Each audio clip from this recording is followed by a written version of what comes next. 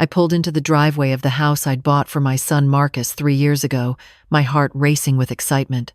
After 36 months volunteering as a nurse with Doctors Beyond Borders in Honduras, I was finally home in Phoenix. But something was wrong.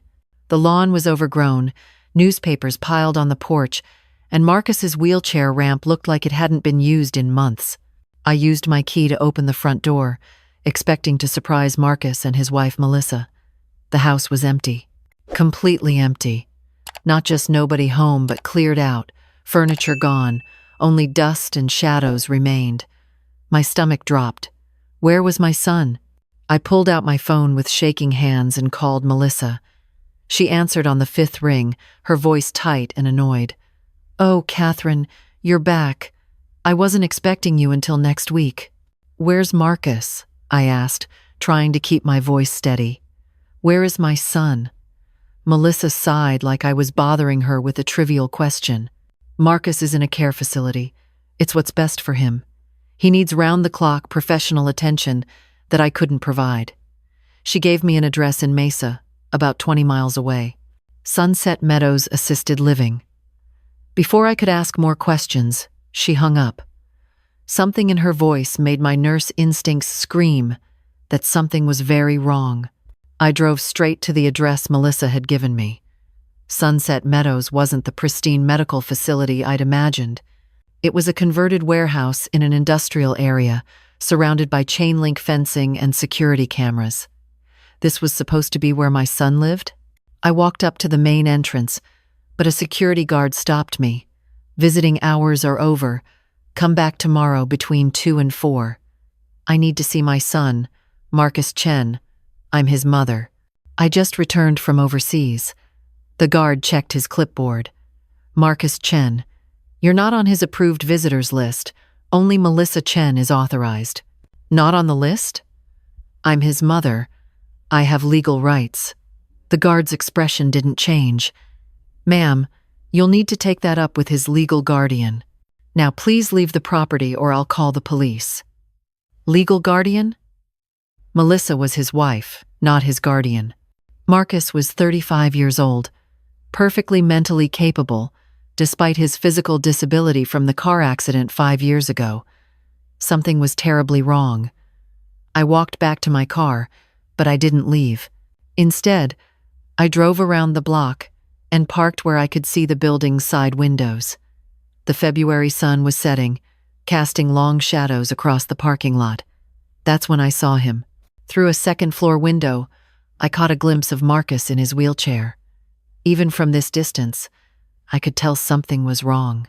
He looked so thin, his shoulders hunched, and he was staring at a wall in what appeared to be a tiny room with bars on the window. Not safety bars, prison bars. My son was being kept like a prisoner. I sat in that parking lot as darkness fell, watching that window, my mind racing. For 3 years, Melissa had sent me regular photos and videos of Marcus. He'd always looked healthy and cared for in those images.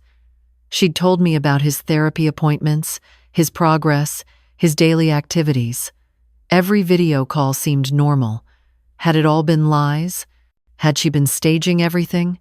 The questions burned, but one thought crystallized with absolute clarity. Whatever was happening to my son, I was going to find out. And if someone had hurt him, they were about to discover that you don't mess with a retired Army nurse who'd spent 30 years protecting people. My name is Catherine Chen, and this is the story of how I saved my son from the people who were supposed to care for him. Before I tell you what happened next, I'd love to know where you're watching this from. Comment below with your location. I'm always amazed by how far these stories travel. The next morning, I was waiting outside Sunset Meadows when the administrator arrived. Her name was Brenda Walsh, according to the nameplate on her desk. A woman in her 50s with perfectly styled hair and a practiced smile that didn't reach her eyes. "Mrs. Chen, how lovely to meet you," she said, though her voice carried no warmth. "Melissa has told us so much about you." "Has she?" I kept my voice neutral, falling back on the professional demeanor I'd developed over 3 decades of dealing with difficult hospital administrators. "Then you know I'm here to see my son." Brenda's smile flickered. Of course. However, we do need to follow proper protocols. Melissa is Marcus's designated guardian and medical power of attorney. All visits need to be approved through her. When did Marcus assign medical power of attorney to Melissa? I asked. He was perfectly capable of making his own decisions when I left. Brenda pulled out a file, flipping through papers. According to our records, the power of attorney was established 18 months ago. Marcus's condition had deteriorated to the point where he was deemed unable to make medical decisions for himself. That's impossible. I'd been video chatting with Marcus every week. He was alert, conversant, fully cognizant. What condition are you referring to? Brenda's expression became guarded. I'm not at liberty to discuss patient medical information without guardian approval. Ma'am, I understand you've been away, but a lot has changed. Marcus requires specialized care that Melissa felt was beyond what she could provide at home. Now, if you'll excuse me, I have appointments. I wasn't leaving without answers. I stood up and walked toward the door, but instead of going to the exit, I headed deeper into the building. Brenda called after me, but I was already down the hallway. Ma'am, you can't go back there. Mrs. Chen, stop or I'll call security. I'd navigated military hospitals in war zones. A converted warehouse in Mesa wasn't going to intimidate me. I climbed the stairs to the second floor, counting doors until I found what I estimated to be the room I'd seen from outside. I tried the handle. Locked. Marcus, I called through the door. Marcus, it's Mom. I heard movement inside, then my son's voice, weak and confused. Mom? Is that really you? The sound of his voice, so frail and uncertain, broke something inside me. I'm here, baby. I'm getting you out of here. Security guards were thundering up the stairs, but before they reached me, I heard Marcus say something that made my blood run cold. Mom, please. They lock me in here. I can't leave. They won't let me make phone calls. Please help me. The guards grabbed my arms, dragging me away as I fought to stay at that door. Marcus's voice followed me down the hallway. Mom, don't leave me here. Please don't leave me again. Those words haunted me as they escorted me off the property with a warning that if I returned without authorization, I'd be arrested for trespassing. I sat in my car in that parking lot, hands gripping the steering wheel, and let the rage wash over me. Whatever was happening inside that building, it ended now. By noon, I'd made 3 critical phone calls. The first was to Legal Aid of Arizona. The attorney who answered, Thomas Rodriguez, listened carefully as I explained the situation. Mrs. Chen, what you're describing sounds like potential guardian abuse. If Marcus was coerced or manipulated into signing over power of attorney while in a vulnerable state, those documents could be challenged. But we'll need evidence. We'll need to prove he was competent when he supposedly signed, and that he didn't understand what he was agreeing to. How do we get that evidence if I can't even see him? I asked. Thomas paused, considering. We file for an emergency hearing. We argue that an independent medical evaluation is needed. If we can convince a judge that there's reasonable suspicion of abuse or exploitation, they can order immediate access. How long will that take? With emergency filing? We could have a hearing as early as tomorrow afternoon. But Catherine, you need to be prepared. These cases are difficult. Facilities like Sunset Meadows often have expensive lawyers, and they know how to make everything look legitimate on paper. My second call was to Arizona Adult Protective Services. The caseworker, Jennifer Martinez, took my report, but her response was frustratingly bureaucratic. Ma'am, we'll open an investigation, but these things take time. We need to schedule visits, review records, interview staff. Unless there's immediate danger of death or serious injury, the process can take several weeks. There is immediate danger, I insisted. My son is locked in a room. He's clearly malnourished. That's illegal imprisonment. Jennifer's voice remained maddeningly calm. Without access to verify those claims, our hands are somewhat tied. However, the report is filed. An investigator will be assigned within 72 hours. My third call was to Melissa. She answered with barely concealed irritation. "Catherine, I heard you caused a scene at Sunset Meadows. That was completely inappropriate." "You want to talk about inappropriate?" I said, my voice sharp. "My son is locked in a room like a prisoner. He's lost at least 40 pounds. He's begging me to help him. Explain that." Melissa's tone shifted to false patience. "Marcus has episodes. Aggressive episodes, where he becomes a danger to himself and others. The doctors recommended a secure environment for his own safety. You're welcome to review his medical records if you'd like." "I'd like that very much. Send them to me. I'll wait." There was a long pause. "Those records need to be requested through proper channels. You'll need to file paperwork." "Of course they do," I said. "Just like I need your permission to see my own son." "Melissa, whatever you're doing, it's over. I'm getting him out of there. Good luck with that," she said, her mask finally dropping. "You've been gone for 3 years, Catherine. 3 years. You abandoned him when he needed you most, and I stepped up. I'm his legal guardian now. I make the decisions. The courts will side with me.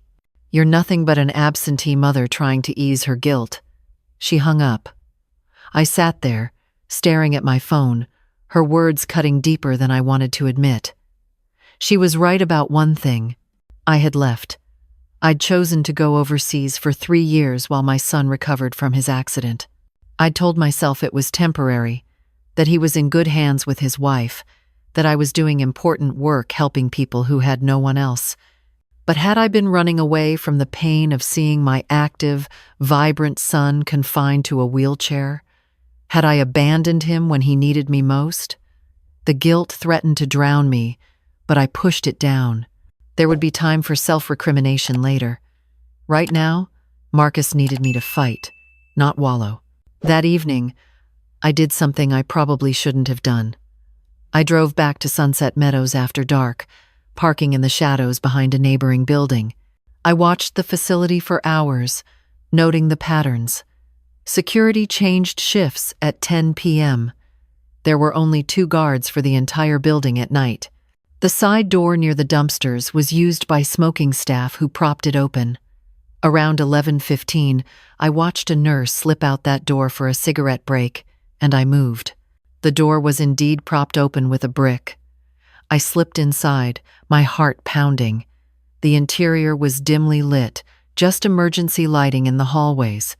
I could hear a television playing somewhere on the first floor, and low conversations from what must have been the staff break room. I climbed the stairs silently, grateful for the rubber-soled shoes I'd worn. The second-floor hallway was empty. I counted doors until I reached the one I estimated was Marcus's room. This time, I came prepared. From my purse, I pulled out my phone and began recording. I tried the door handle again, still locked. "Marcus," I whispered through the gap. "Marcus, it's Mom." Sounds of movement, then his voice, clearer now that I was closer. "Mom, how did you get in? They'll be mad if they catch you." "I'm recording everything," I said quietly. "I need you to tell me what's been happening." "Are you being held here against your will?" "Mom, I didn't want to come here," he said, his voice breaking. "Melissa said it was temporary, just for a few weeks while she dealt with some financial problems. But that was over a year ago. They won't let me leave. They took my phone. They lock my door at night. Sometimes they forget to bring meals or they punish me by withholding food." "What do you mean, punish you? For what?" "If I complain or ask to call a lawyer, they say I'm having aggressive episodes and they increase my medication. The medication makes me so foggy I can barely think. Mom, I'm scared. I've tried to get help, but no one believes me. Melissa tells everyone I'm mentally unstable, that I'm paranoid." My hands shook with rage as I recorded his words. "Do you have any injuries? Marks? Anything I can document?" "I have bed sores," he said quietly. "Bad ones. They don't turn me regularly like they're supposed to. And I think I have an infection in one of them, but they won't take me to a real doctor. Marcus, I promise you, I'm getting you out of here. I have a lawyer. We're filing for an emergency hearing. You just need to hold on a little bit longer. Don't give up. I love you so much. I'm sorry I wasn't here. I'm so sorry. I love you too, Mom, he said, and I could hear him crying now. Please hurry. I can't take much more of this. I was backing away from the door when I heard heavy footsteps on the stairs. Security had spotted me. I ran toward the opposite stairwell, but they were faster. 2 guards cornered me in the hallway. You were told not to come back here, one of them said, grabbing my arm roughly. We're calling the police. Call them, I said, lifting my phone. I have everything recorded. You're holding people prisoner here. This whole place is going to be investigated. The guards snatched at my phone, but I'd already hit the button to upload the video to cloud storage. Even if they took my phone, the evidence was preserved. Phoenix police arrived within 15 minutes. I was arrested for trespassing, just as Sunset Meadows had threatened. But as the officer put handcuffs on me, I looked him in the eye. Officer, I need you to listen carefully. Inside this building, my son is being held against his will. I have recorded evidence of abuse and illegal imprisonment. I need someone to check on the residents in this facility.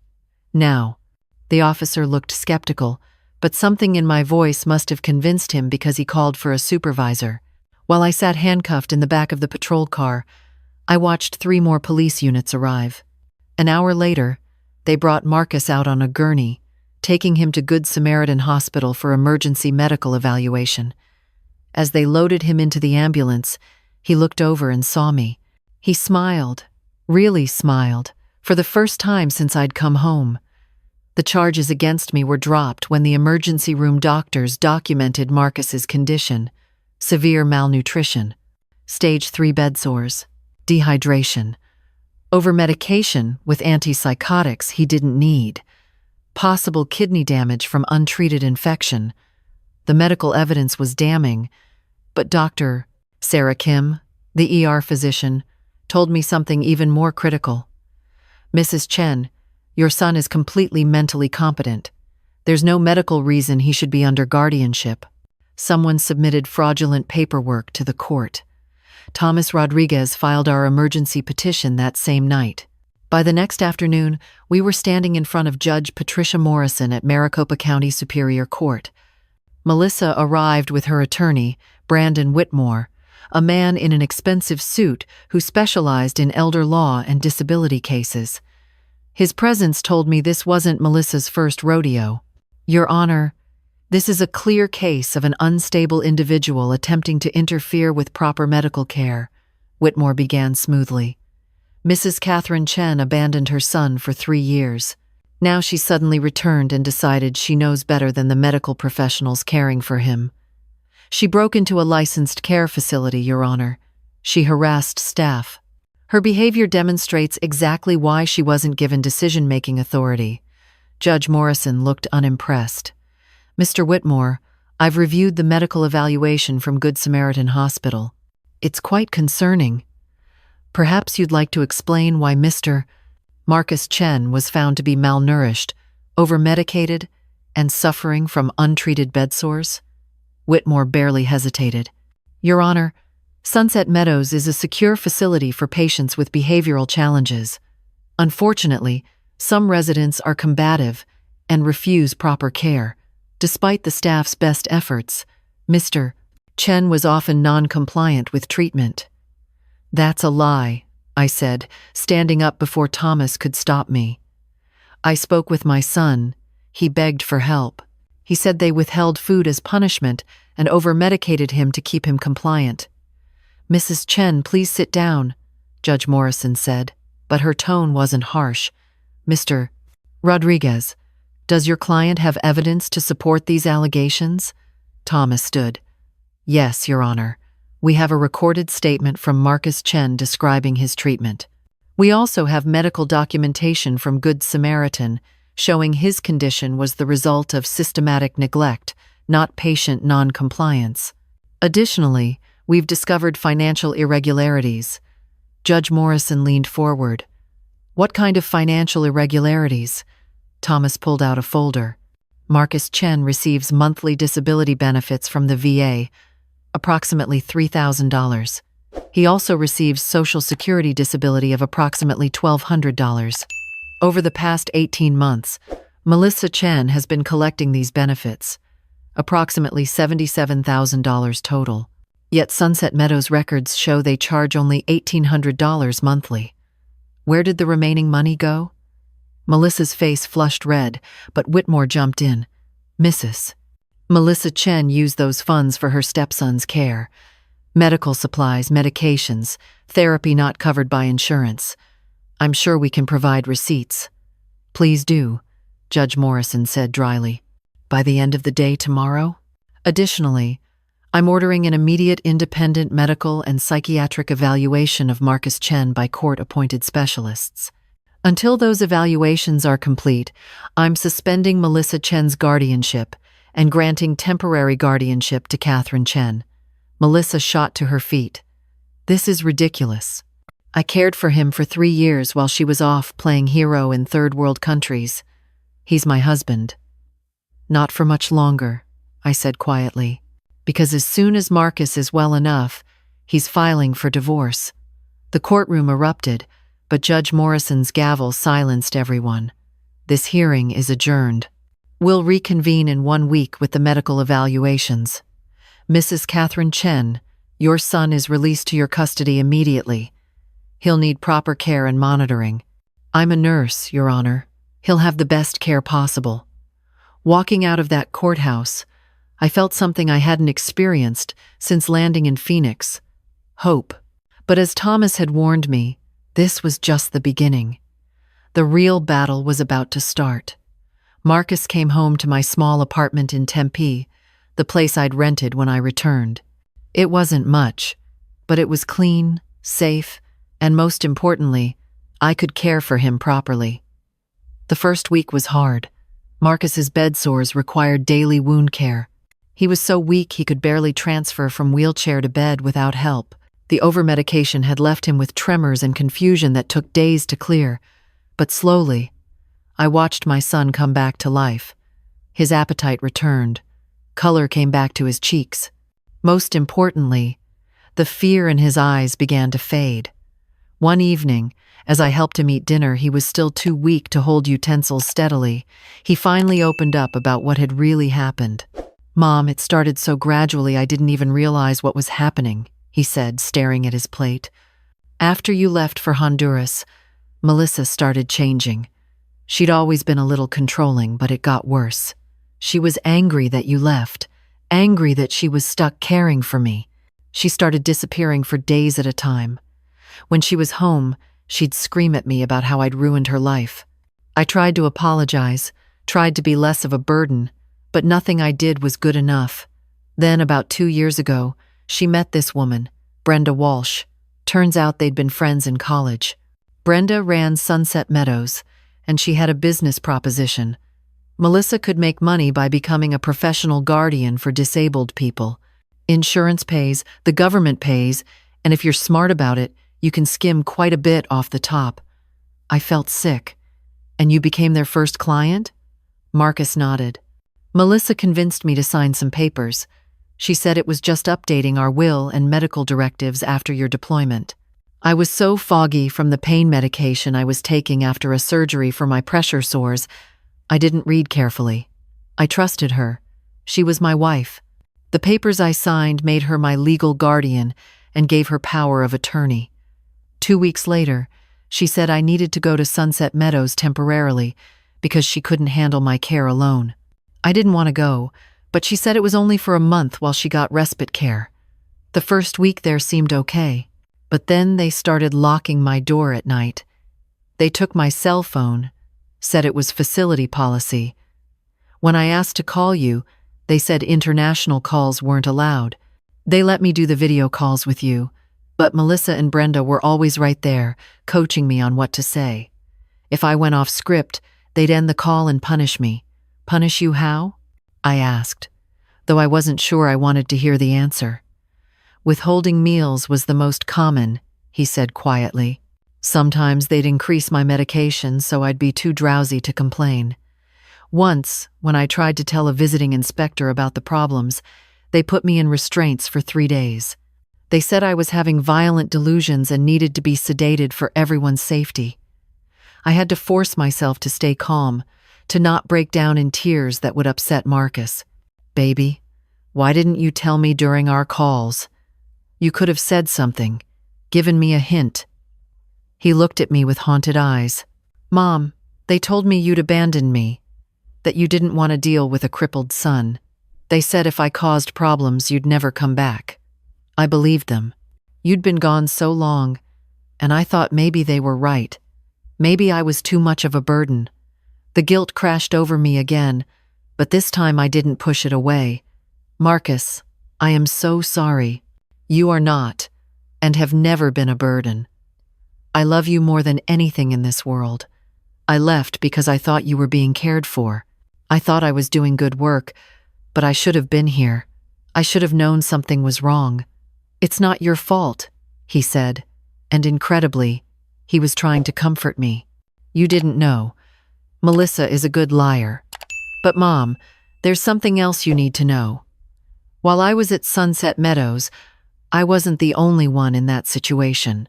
There were at least 5 other people there who'd been tricked into guardianship.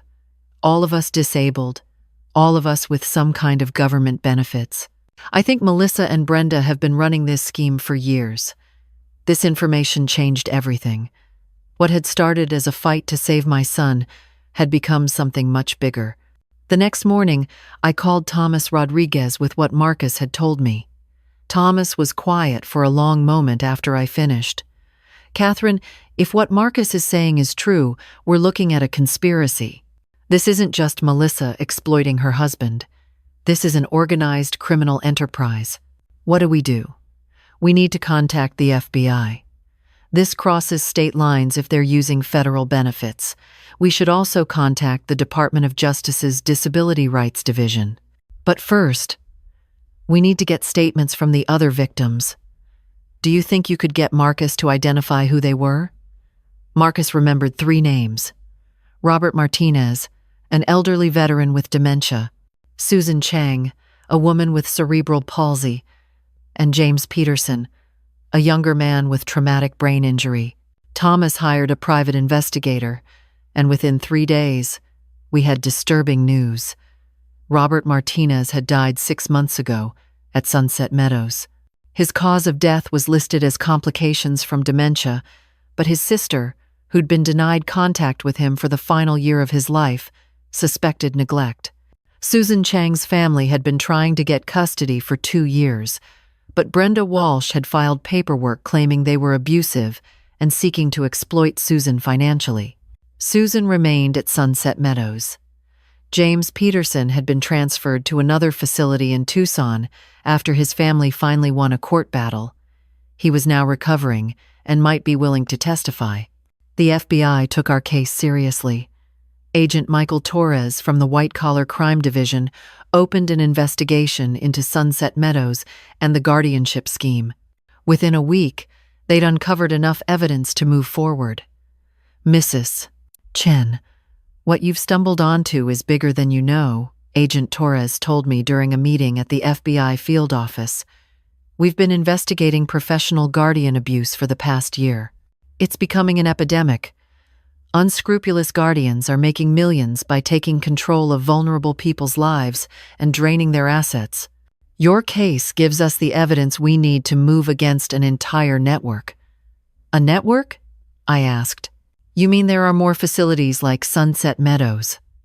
At least 3 others that we know of in Arizona alone, possibly more in Nevada and New Mexico. Brenda Walsh and Melissa Chen are small fish. We're looking at the people who taught them the system, the corrupt lawyers and judges who've been facilitating this.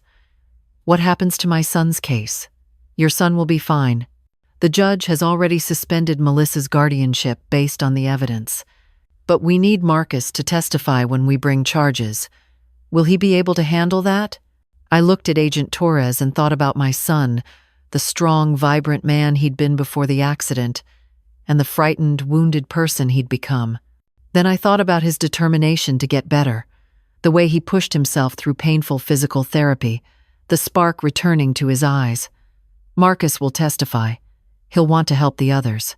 2 months later, the case went to federal court. The courtroom was packed with families of victims, advocates for disability rights, and media covering what had become a major scandal. Melissa sat at the defendant's table with Brenda Walsh and 3 other conspirators, all facing charges of conspiracy to commit fraud, theft of government benefits, false imprisonment, and abuse of vulnerable adults. Marcus testified from his wheelchair, his voice strong and clear. He detailed the scheme, the forged documents, the threats, the abuse. The courtroom was silent as he spoke. Several jury members visibly moved.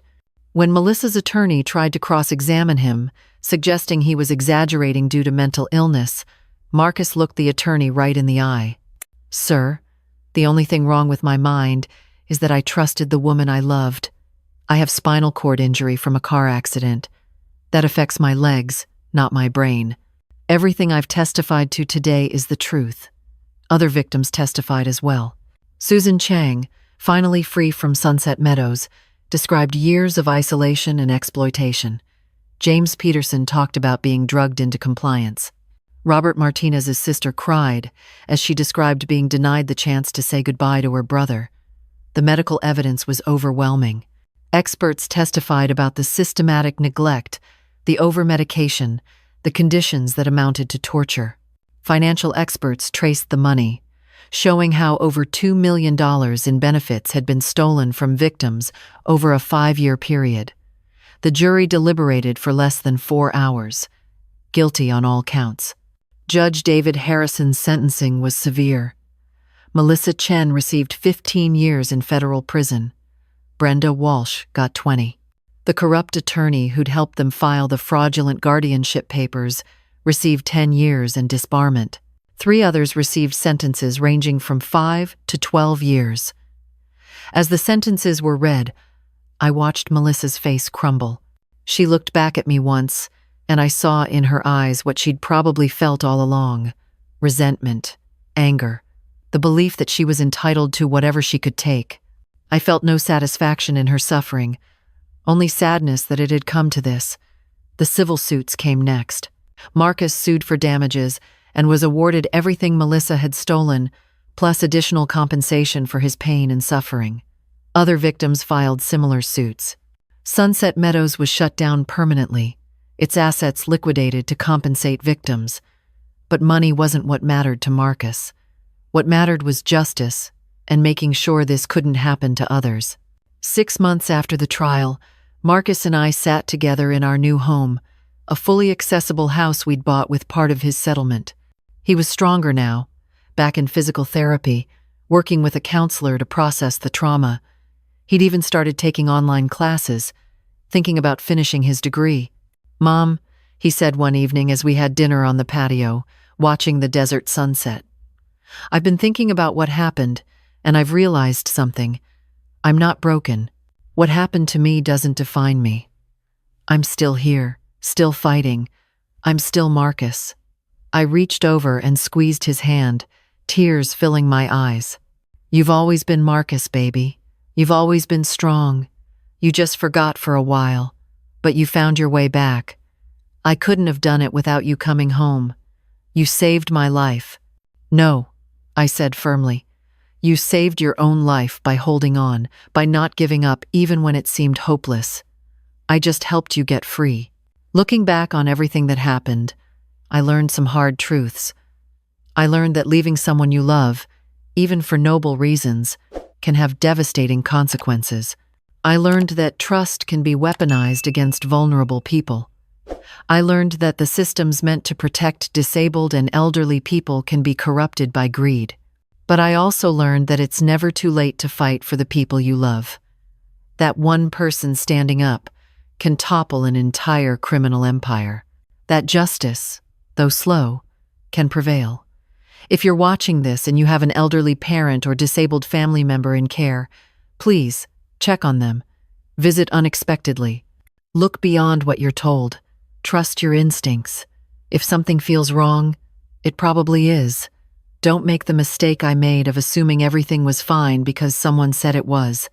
And if you're in a situation like Marcus was, held by people who claim to care for you but are really exploiting you, know this: you are not alone. You are not helpless. There are people who will fight for you. Help exists. Hold on. Stay strong. Tell your story to anyone who will listen until someone believes you. Because your life matters.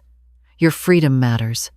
And there are people like me, like the advocates and lawyers and law enforcement officers who helped us, who will go to war to protect you. Don't let anyone make you feel like you're a burden. Don't let anyone convince you that abuse is care or that exploitation is help. You deserve dignity.